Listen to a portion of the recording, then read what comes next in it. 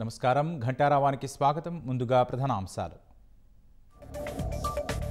Cricketer శ్రీచరణిని అభినందించిన Chandrababu, Lokesh. మహిళా క్రీడాకారులకు ఆదర్శంగా నిలిచారని ప్రశంసలు.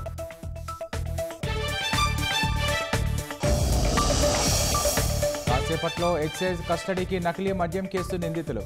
7గురిని 5 రోజుల పాటు ప్రశ్నించనున్న అధికారులు.